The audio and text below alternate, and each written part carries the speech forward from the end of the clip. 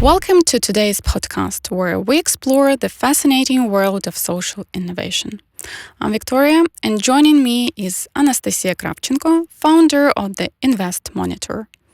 Together, we'll dive into how this dynamic initiative impacts social entrepreneurship development in local communities through education, investments, and mentoring. Welcome, Nataliia. Could you briefly introduce InvestMonitor, what the platform does, and how it helps businesses and investors in Ukraine? Hello, everyone. Thank you for this opportunity. InvestMonitor is a platform showing that Ukraine is not a single risk profile. Even during the war, some regions and industries can remain attractive for investors. The point is, investment matters. They keep Ukrainian businesses running and support recovery. But the problem is that most government programs still target investors with large capital commitments, while smaller businesses and communities must seek investments on their own. And that's exactly where we step in. InvestMonitor helps them do that by giving clear, data-driven insights that turn skepticism into interest, showing that despite the war, Ukrainian businesses is resilient and ready for partnership. You describe yourself as bridging the information gap for investors. How does that connect to social entrepreneurship and inclusive investment in Ukraine's regions? When we spoke with the foreign investors, we saw how many myths still shape their perception of Ukraine. Someone once told me, I wouldn't invest in your IT sector because of power outages. But in real, IT is one of the most powerful and dynamic industries in Ukraine. That's just one example of how hard it can be to build a realistic investment image of Ukraine. That's why we create InvestMonitor to bridge the gap and make data about Ukraine's regional and sectoral potential accessible to anyone working to attract investment. For example, if you run a bakery and employ people with disabilities, that's already a powerful story. Now you can back it up with numbers. You can show that the food production sector had an average return on investment of over 15% last year, or that your region ranks well in our investment environment index. And you can do it right from your phone during a conference, a summit, or even in short chat with your potential partner. It works for every business, including social missions, because data makes your story stronger. InvestMonitor uses survey data and open source indicators to build the investment environment index. How do these analytics help social entrepreneurs or mission-driven businesses, not just traditional investors? Our investment environment index is based on real surveys, not just governmental open data. These surveys capture things you don't see in traditional investors' materials or audit reviews. It's about how people actually feel about doing business and what challenges they face and how they assess key issues like the impact of corruption, the level of government support when military risks occur, or the support of eco-friendly initiatives, and so on.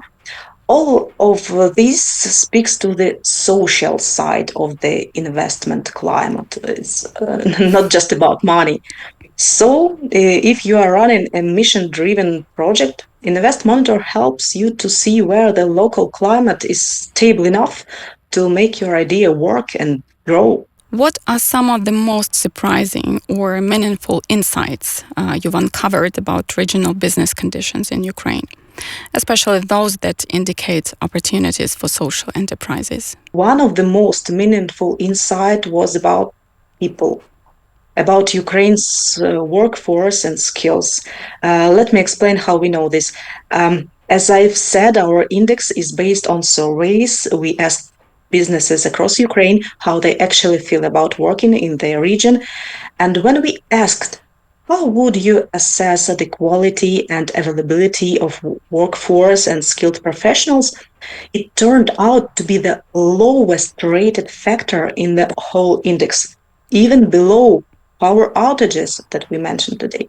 So the biggest challenge is not electricity, it's people, funding, and keeping the qualified staff. And open data told us the similar story. One of the least profitable areas for foreign investment is education. The average return there was basically zero. Everything related to human capital, trainings, education, reskilling, inclusion is a difficult field. But it's also where Ukraine needs new ideas and social initiatives the most.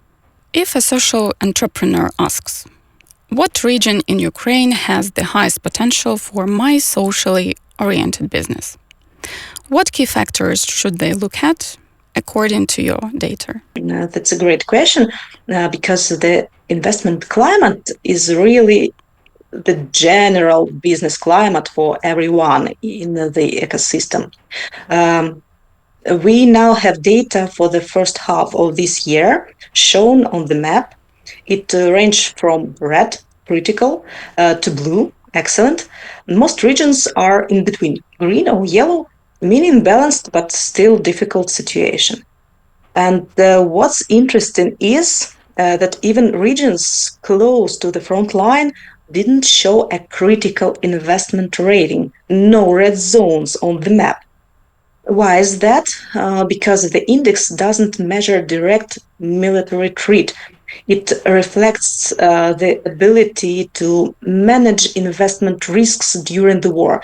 For example, access to insurance, awareness of compensation programs, and reconstruction tools. That doesn't mean that doing business in Kiev, Sumy, or Kherson is the same. No, it means that in all of these regions, business can still work, can still plan and stay active. At the same time, no region reached the maximum score, of course, which means systematic challenges remain everywhere.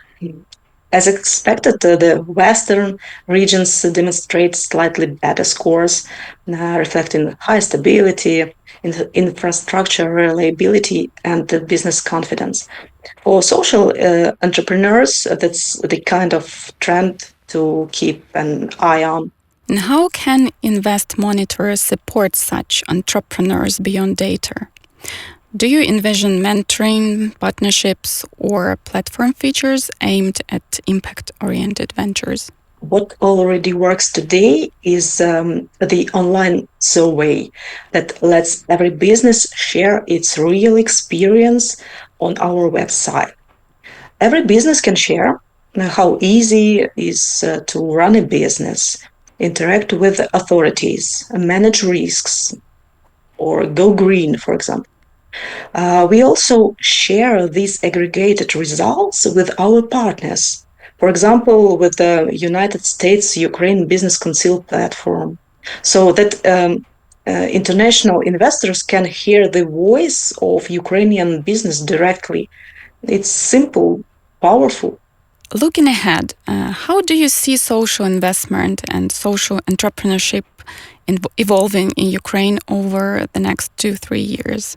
And how will InvestMonitor adapt or respond? Our research clearly show that the main expectation from international partners today is transparency. Investors are willing to commit only to what they fully understand, and they expect high standards of reporting and clarity before any partnership even begins.